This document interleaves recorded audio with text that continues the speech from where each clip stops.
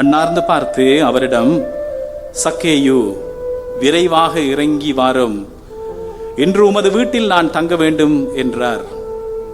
அவர் விரைவாய் இறங்கி வந்து மகிழ்ச்சியுடன் அவரை வரவேற்றார். இதை கண்ட யாவரும், பாவியிடம் தங்க போகின்றாரே இவர் என்று முணுமுணுத்தனர். சக்கேயு எழுந்து நின்று, ஆண்டவரே, என் உடைமைகளில் பாதியை ஏழைகளுக்கு கொடுத்து விடுகிறேன். எவர் மீதாவது பொய் குற்றம் சுமத்தி எதையாவது கவர்ந்திருந்தால் நான் அதை 4 மடங்காக திருப்பி கொடுத்து விடுகின்றேன் என்று அவரிடம் கூறினார். இயேசு அவரை நோக்கி, இன்று இந்த வீட்டிற்கு மீட்பு உண்டாயிற்று, ஏனெனில் இவரும் ஆபிரகாமின் மகன் அல்லவோ. இழந்து போனதை தேடி மீட்கவே மானிட மகன் வந்திருக்கின்றார் என்று சொன்னார். இது வாழ்வு தருகின்ற கிறிஸ்துவின் நற்செய்தி. கிறிஸ்துவே உமக்கு புகழ். ஹல்லேலூயா. Praise the Lord. ஹல்லேலூயா. பந்து சகோதர சகோதரிகளே, வளமையா நாங்க சில நேரங்களில் நம்ம ஊர்ல சில நேரத்தில் யாரையாவது நாங்க கேலிக்கு ஒரு சில பேர்கள் வச்சு கூப்பிடுவோம் இல்லையா? அவங்களுக்கு அந்த பண்பு சில நேரத்தில் இருக்காது. இப்ப எனக்கு தெரியும், ஒருவர் வாயை திறந்தா இந்த நேரம் ஊத்த பேச்சு தான் பேசுவார். அவரை புனித குமார் என்று கூப்பிடுவாங்க. அந்த பேருக்கும் ஆளுக்கும் சம்பந்தமே இல்லை. இந்தாந்தவர்களே, இந்த சக்கேயு அப்படி என்கின்ற இவருடைய பெயருடைய அர்த்தம் இந்த புனித குமார் மாதிரி தான். சக்கேயு அப்படின்னா அதனுடைய அர்த்தம் the pure, the morally the pure one, தூய்மையானவர். ஆனா சக்கேயு அந்த மாதிரி ஒரு வாழ்க்கை வாழையில. சக்கேயு நாங்க பார்க்கிறோம் வரி வசூலிப்பவர்களுடைய தலைவராக இருந்தார். இப்ப சில நேரங்களில் நாங்க யோசிக்கிறோம் வரி வசூலிக்கிறவர் ரொம்ப பாவம் அப்படின்னு சொல்லி. அப்படி அல்ல. இப்ப இந்த கண்டெக்ஸ்டை நாம புரிஞ்சு கொண்டாதான் நம்மளால அண்டர்ஸ்டாண்ட் பண்ண முடியும், புரிந்து கொள்ள முடியும் இவருடைய வாழ்க்கையில் நடந்த இந்த சம்பவம் என்ன அப்படின்னு சொல்லி. அந்த காலத்துல இஸ்ரேல்ல யூதர்களை ரோமையர்கள் ஆண்டு கொண்டிருந்தார்கள். இத்தாலி நாட்டவர் ரோமையர்கள் இந்த பகுதி எல்லாமே இந்த பலஸ்தீனா பகுதி எல்லாமே அவங்களுடைய கட்டுப்பாட்டில் வச்சிருந்தாங்க. அந்த வேளையில எப்படி அவங்க ஆண்டார்கள் என்று சொன்னா, வரி செலுத்தணும். வரி செலுத்தி அந்த வரி பணத்தை அவர்கள் கொடுக்கணும். இப்ப ரோமை வரியை பெற்றுக்கொள்றது அப்படின்னும் போது இதை எப்படி வரி வசூலிக்கலாம் என்று சொன்னா, இந்த யூதர்கள்லயே ஒரு சில பேர் அவங்க எடுத்திருந்தாங்க. அப்ப யூதர்கள் இந்த வரி வசூலிக்கிறவர்களை ஒரு தேச துரோகிகளாக பார்த்தாங்க. முதலாவது யூதர்கள் யாருமே இன்னொரு அரசுக்கு, அல்லது யூதர்கள் மட்டுமல்ல, நாங்க யாருமே இன்னொரு அரசுக்கு கீழே நாங்க இருக்க விரும்ப மாட்டோம். நம்ம நாட்டுக்கு டேக்ஸ் கொடுக்கறதே, டேக்ஸ் கொடுக்குறவங்களுக்கு தெரியும் எவ்வளவு கஷ்டப்பட்டு கொண்டு இருக்கிறீங்கன்னு சொல்லி. இப்ப கொடுக்கிற இந்த வரி பணம் ஒரு புற நாட்டுக்கு, தங்களை ஆளுகின்ற அடக்குகின்ற ஒரு நாட்டுக்கு இந்த மாதிரி டேக்ஸ் கொடுக்கிறது அப்படின்னும் போது அது ரொம்ப வேதனையான கஷ்டமான ஒரு விஷயம். அதை யார் மூலமாக பெற்றுக்கொண்டிருந்தாங்க? அவர்களுடைய சக யூதர்கள் ஒரு சில பேர் தான் இந்த மாதிரியாக வரி வசூலித்து கொண்டிருந்தாங்க. இப்ப மத்தேயு உதாரணமா ஒரு வரி வசூலிக்கிறவர். இப்ப சக்கேயுக்கு வருவோம். இப்ப சக்கேயு என்ன செய்கிறார் அப்படின்னு சொன்னா, இந்த வரி வசூலிக்கிற ஒருவருடைய தலைவராக இருக்கிறார். அப்ப வளமையாக இந்த வரி வசூலிக்கிறவர்கள் துரோகிகளாக, தேச துரோகிகள் அப்படின்னு சொல்லி கருதினாங்க. அது மட்டுமல்ல, இந்த யூதர்கள் கூடுகிற இடங்கள்ல எல்லாம் இவங்க வர முடியாது. செப கூடங்களுக்கு எல்லாம் இவங்க வர முடியாது. அவங்க தீட்டுப்பட்டவர்களாக கருதப்பட்டார்கள், பாவிகளாக கருதப்பட்டார்கள். என்ன கஷ்டப்பட்டு உழைச்சி கொண்டு வர்ற பணத்தை பெரிய பெரிய டேக்ஸ் கொடுக்க வேண்டி இருந்தது. அது மட்டுமல்ல, இந்த ரோமையர்கள் இந்த வரி குத்தகை முறை என்று சொல்லி ஒரு முறையில தான் டேக்ஸ் அறவிட்டாங்க. அப்ப குத்தகை முறைன்னா ஒரு சில பேர் இந்த மாதிரி இந்த வரி எடுக்கிறவங்க ஒரு பேருக்கு வருஷத்தின் தொடக்கத்திலேயே குத்தகை போடுவாங்க. இப்ப யார் அதிகமான குத்தகைக்கு இந்த வரியை எடுக்கிறாங்களோ அவங்களுக்கு அந்த வரி அவங்க அறவிடலாம். அதுக்கப்புறம் என்ன செய்யணும்? இப்ப ரோமைக்கு ஒரு தொகை பணத்தை கொடுத்துட்டு மிச்சமெல்லாம் இவங்க தங்கட பொக்கெட்ல போட்டு கொண்டாங்க. பார்க்கணும் வந்து இந்த வரி வசூலிக்கிறவர்கள் மீது எவ்வளவு கோபம் அந்த மக்களுக்கு இருந்திருக்கும் என்று சொல்லி. இப்ப வரி வசூலிக்கிறவர் இந்த இப்படி ரோட்ல வந்தாருன்னு சொன்னா எல்லாம் அவங்கள பார்த்து காரி துப்புவாங்க, வந்து ஏசுவாங்க. இந்த மாதிரியாக அவருக்கென்று சொல்லி யாருமே இல்லாத கூடுமான அளவு ஒரு செல்வம் இருந்தது. ஆனால் அவருடைய வாழ்க்கையில வந்து உண்மையான மகிழ்ச்சியோ நிறைவோ நிம்மதியோ இல்லாத ஒரு நிலையில தான் இந்த சக்கேயு வாழ்ந்து வந்தார். இப்ப இயேசு ஆண்டவர் வந்து ஜெருசலேமுக்குள்ள நுழைகிற எரிகோ ஊடாக ஜெருசலேமுக்குள்ள நுழையோட லூக்கா நற்செய்தியில நாங்கள் பார்க்கிறோம். வந்து இந்த மாதிரியாக ஆண்டவர் ஜேசு ஜெரிகோவுக்குள்ள வந்து அந்த ஊர்ல போய்கொண்டிருக்கும் போது இப்படியாக ஆண்டவர் ஜேசு வருகிறார் அப்படி என்று சொல்லி சக்கேயு, இந்த பாருங்க இதெல்லாம் முக்கியமான பாயிண்ட் இருக்கு. இதெல்லாம் வந்து ஆண்டவர் ஜேசு கிறிஸ்தவ மதம் வேறுபடுகிறது என்பதை நீங்க புரிஞ்சு கொள்ளணும். சக்கேயுடைய வாழ்க்கையை எப்படி மாத்துறாரு, சக்கேயு எப்படி மாறுகிறார் அப்படி என்று சொல்லி நாங்க ரிவர்ஸை தான் யோசிக்கிறோம். இதை சரியா புரிந்து கொள்ளுங்க. ஆண்டவர் ஜேசுவை காண வேண்டும் என்ற ஒரு ஆர்வம் உண்டு இவருக்கு. இன்றைக்கு ஒரு சில பேர் இங்க வந்திருக்கிறதை போல ஆண்டவர் ஜேசுவை காண வேண்டும், அவர் சொல்லுகின்ற வார்த்தையை கேட்க வேண்டும். அவர் எனக்கு ஒரு வார்த்தை பேசினா போதும், தெரியும், ஒரு வார்த்தை ஆண்டவரை என்னுடைய உள்ளத்துல பேசுங்க, அவருடைய ஒரு வார்த்தை போதும் என்ற வாழ்க்கையை மாற்றுவதற்கு, அவருடைய ஒரு தொடுகை போதும். சகோதர சகோதரிகளை, ஜேசு ஆண்டவர் ஒரு சில நேரங்களில் வந்து பெரிய பெரிய விஷயம் ஒருவரை தொட்டார், ஒரு தொடுகை, ஒரு வார்த்தை வாழ்க்கையை அப்படியே மாற்றியது, புரட்டி போட்டது. இந்த சக்கேயு வந்து புறக்கணிக்கப்பட்ட நிலையில வந்து மனமுடைந்து போய் அவனுக்கு என்று சொல்லி எல்லாமே இல்லை. சில நேரங்களில் வந்து நான் ஒரு சில அதிகமாக பணம் வச்சிருக்கிறவங்களை நான் பார்த்துருக்கிறேன், வீடுகளுக்கு போயிருக்கிறேன், பார்க்கும்போது தெரியும் வந்து வீடு வந்து வெறிச்சோடி போயிருக்கும். இந்த பணம் இருந்து என்ன அப்படின்னு சொல்லி பிள்ளைகள் ஒவ்வொரு பக்கங்களில் இருப்பாங்க, உண்மையான மகிழ்ச்சி இருக்காது, நிறைவு இருக்காது, நிம்மதி இருக்காது, எல்லா விதமான நோய்களும் எல்லா விதமான பிரஷரும், மனதில் அமைதி இல்லாத ஒரு நிலை இந்த சக்கேயுக்கு சொல்லி யாருமே இல்லை. குடும்பத்துல வந்து அவர் வந்து புறக்கணிக்க, அவங்களோட வீட்டுக்காரங்களே அவங்கள சேர்த்துக் கொள்ள மாட்டாங்க, டாக்ஸ் கலெக்டர்ஸோட யாருமே உறவு வச்சு கொள்ள மாட்டாங்க. அவங்க அம்மா அப்பா சகோதர உறவுகள் எல்லாமே அவரை வந்து புறவினத்தார் என்று சொல்லி அழைப்பார்கள். பாவிகள் என்ற லிஸ்ட்ல முதலாவதாக யூதர்கள் கருதியது இந்த டாக்ஸ் கலெக்டர்ஸ், இந்த வரி வசூலிக்கின்றவர்கள். இப்படியான ஒரு வாழ்க்கையை தான் வந்து சக்கேயு வாழ்ந்து கொண்டிருக்கிறான். அவர் வந்து அளவுல வந்து கொஞ்சம் குட்டையான மனிதன். குட்டையா இருக்கும்போது ஏற்கனவே ஒரு சில நேரங்களில் தாழ்வு மனப்பான்மை, சின்ன வயதிலேருந்து அவரை கேலி செய்திருப்பாங்க. இப்படி எல்லா விதத்திலையும் ஒரு உடைந்து போய் தனிச்சு போய் வாழுகிற ஒரு வாழ்க்கை இந்த சக்கேயுண்ட வாழ்க்கை. ஆண்டவர் இயேசு ஜெரிகோ ஊடாக இந்த ரோட்டூடாக வருகிறார், இந்த வீதி ஊடாக வருகிறார் என்று சொல்லி அறிந்த சக்கேயு, அந்த சகோதர சகோதரிகளே, அவருக்கு ஒரு ஆர்வம், அவர் செய்கிற ஒரே ஒரு காரியம், அவருடைய வாழ்க்கையை மாற்றுகிறது. என்ன செய்கிறாரு?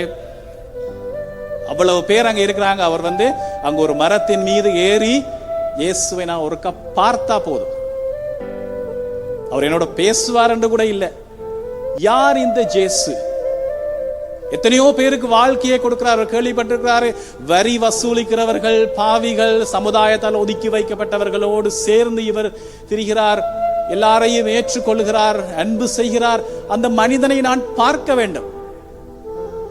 இந்த பெரிய ஒரு வாஞ்சியான ஒரு உள்ளத்தோடு சக்கேயு அன்பார்ந்த சகோதர சகோதரிகள் இந்த மரத்துல ஏறி அங்கு இருந்து அவர் பார்த்து கொண்டிருக்கிறார்.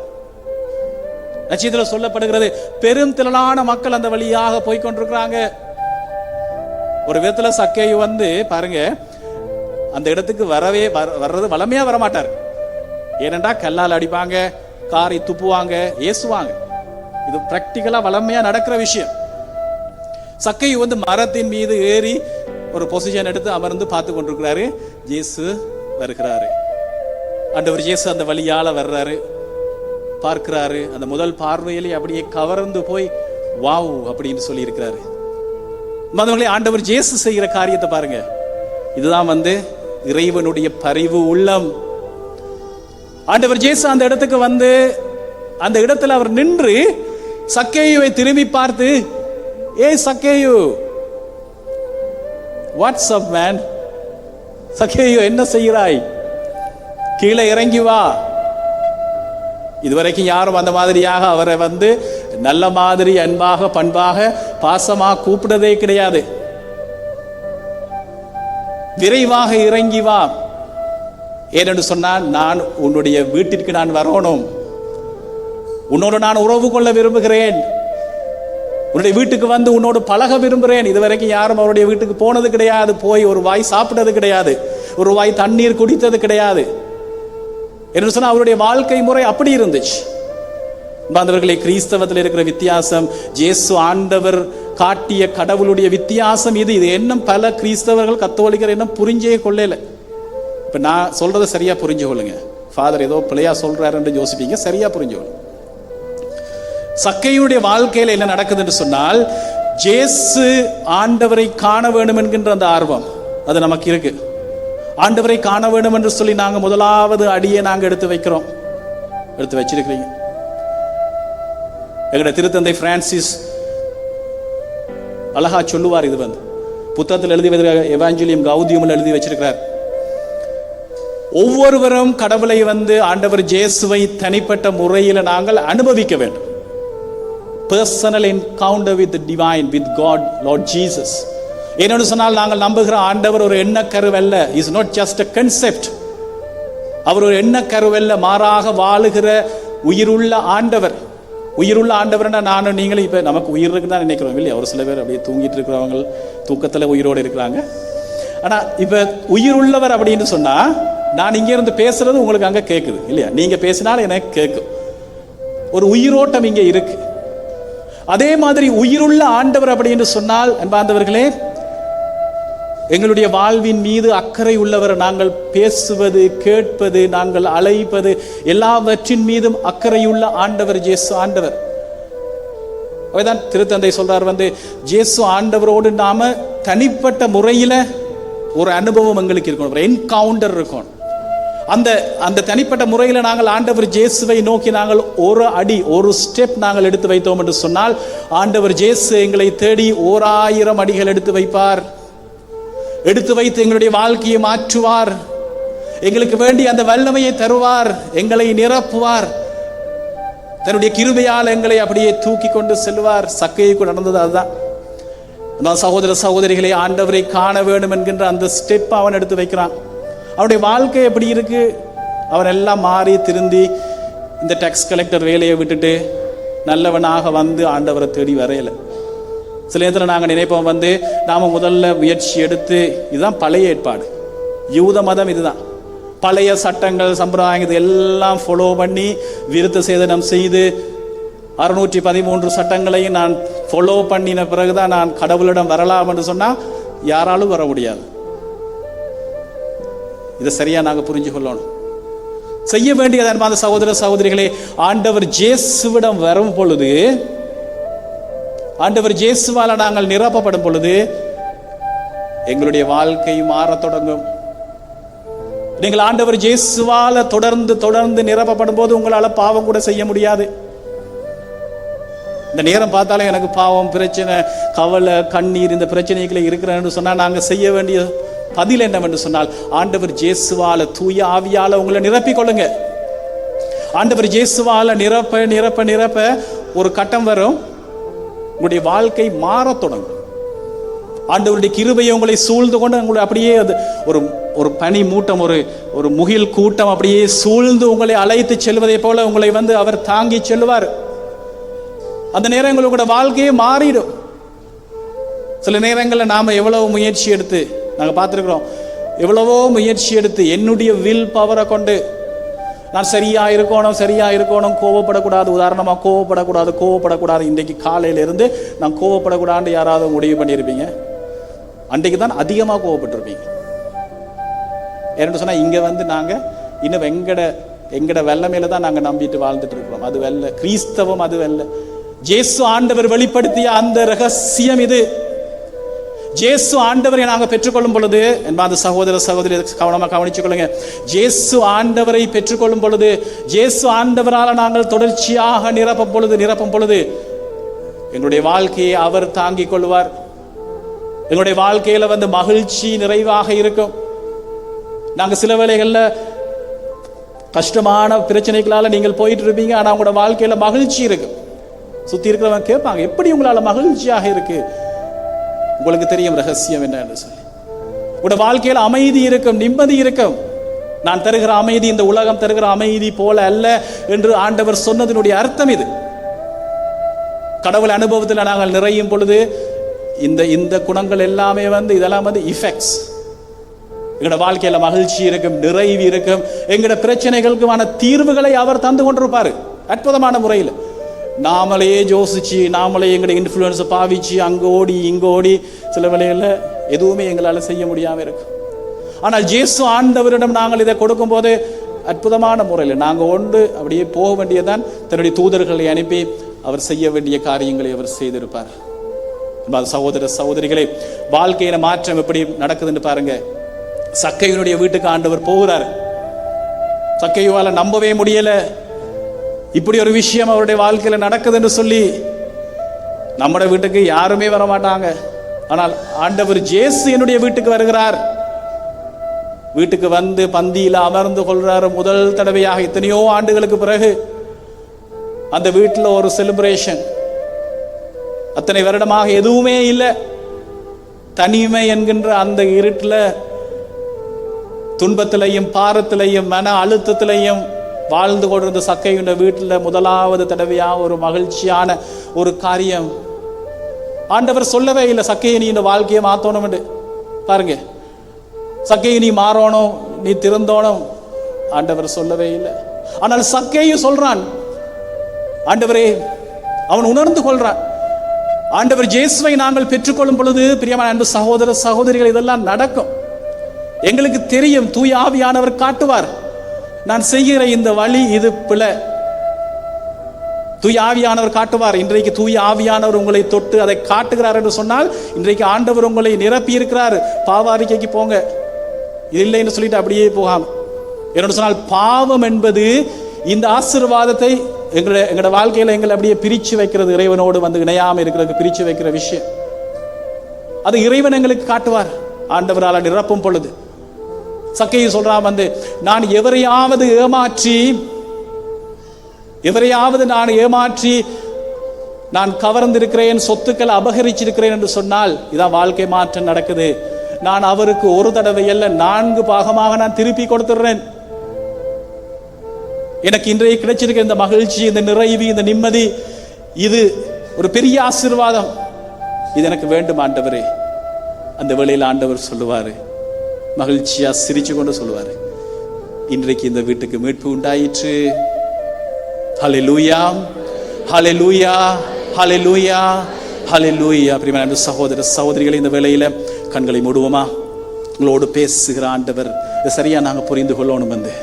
பல வேளைகளில் நாங்க நினைச்சு கொண்டிருக்கிறோம், நாங்க பல பல மதங்களுடைய தாக்கங்களால சில வேளைகளில் எங்களுடைய மனமே, எங்களுடைய சிந்தனையே எங்களை இந்த மாதிரி வேறொரு விஷயத்துக்கு கொண்டு போயிடும். ஆனால் வெளிப்படுத்தப்பட்டிருக்கிற உண்மை, இயேசு ஆண்டவர் காட்டியிருக்கிற உண்மை இது. உன்னுடைய வாழ்க்கையை மாற்றுவதற்கு முன்னர் நீ ஆண்டவரால் நீர் நிரப்பப்படு. ஆண்டவர் இயேசுவால நிரப்பப்படணும். ஒவ்வொரு நாளும் அடிக்கடி அடிக்கடி காலையில் எழுப்பினதுல இருந்து அடிக்கடி, இயேசுவே என்னை நிரப்பும் ஆண்டவரே, தூய ஆவியானவரே என்னை நிரப்புங்க ஆண்டவரே என்று சொல்லி சொல்லி சொல்லி சொல்லி வாழும் பொழுது எங்களோட வாழ்க்கையில மாற்றங்கள் நடைபெற தொடங்கும். தூய ஆவியானவருடைய அபிஷேகம் உங்களை நிரப்புகிற நேரம் இது. தந்தை இறைவா, இந்த வேளையில் இந்த பிள்ளைகளை ஆசீர்வதித்தருள்வீராக. ஆண்டவரே, நாங்கள் ஓடி ஓடி களைத்து போயிருக்கிறோம். பல வேளைகளை நாங்கள் பலரை நம்பி நம்பி நாங்கள் ஏமாந்து போயிருக்கிறோம். தனிமையிலும் வேதனையிலும், சில வேளைகளில் குடும்பத்தில் நாங்கள் வாழ்ந்தாலும் ஆண்டவரே எங்களுடைய உறவுகள் சரியாக இல்லை. நாங்கள் இந்த வேளையிலிருந்து சக்கையை போல நாங்கள் பெரும் பாரமான மனதோடு வாழ்ந்து கொண்டு இருக்கிறோம். ஆண்டவரே, இந்த பிள்ளைகள் ஆசீர்வதிப்பீராக. ஆண்டவரே, ஒரே ஒரு வார்த்தை, ஒரே ஒரு பார்வை, ஒரே ஒரு தரிசனம், அந்த ஒரே ஒரு பார்வை சக்கையினுடைய வாழ்வை மாற்றியதே. ஆண்டவரே, இந்த பிள்ளைகளை ஒரு தடவை நீர் பாரும். ஆண்டவரே, அவர்கள் பார்ப்பதை நீர் நேரடியாக காண்கிறீர் என்பதை அவர்கள் உள்ளங்கள் உணரச் செய்தருளும். ஆண்டவரே, நீர் உயிருள்ள ஆண்டவர். ஒரே ஒரு வார்த்தை போதும் ஆண்டவரே. இந்த வேளையில் இந்த பிள்ளைகளை நீர் தூக்கி எடுத்தருளும். பல்வேறு விதமான வேதனைகளோடும் பல்வேறு விதமான பாரங்களோடும் நோய்களோடும் பொருளாதார சிக்கல்களோடும் மன அழுத்தத்தோடு இந்த இடத்துக்கு வந்திருக்கிற மகனையும் மகளையும் ஆண்டவரே நீர் கைவிடாதையும். கடன் தொல்லைகள் மறைந்து செல்லட்டும் ஆண்டவரே. இந்த வேளையிலே வழக்குகள், விசாரணைகள், பிரச்சனைகள், காணி தகராறுகள், குடும்பத்தில் இருக்கிற எல்லா பிரச்சனைகளையும் இந்த வேளையிலே உம்முடைய பாதத்திலே வைக்கிறோம் ஆண்டவரே. நல்ல ஒரு பாவ அறிக்கை செய்வதற்கு ஆண்டவரே இந்த பிள்ளைகளுடைய உள்ளங்களை தொட்டு நிரப்பியறலாம். நன்றி ஆண்டவரே, நன்றி என்று சொல்லுவோமா? நன்றி ஆண்டவரே, நன்றி ஆண்டவரே, நன்றி ஆண்டவரே, நன்றி ஆண்டவரே. Thank you Jesus. Praise you Father. Worship you Lord. நன்றி ஆண்டவரே, உம்மை நாங்கள் ஆராதிக்கிறோம், உமக்கு நன்றி கூறுகிறோம், உம்மை போற்றுகின்றோம், உம்மை புகழுகின்றோம். நன்றி நன்றி நன்றி நன்றி ஆண்டவரே. ஆமென், ஆமென்.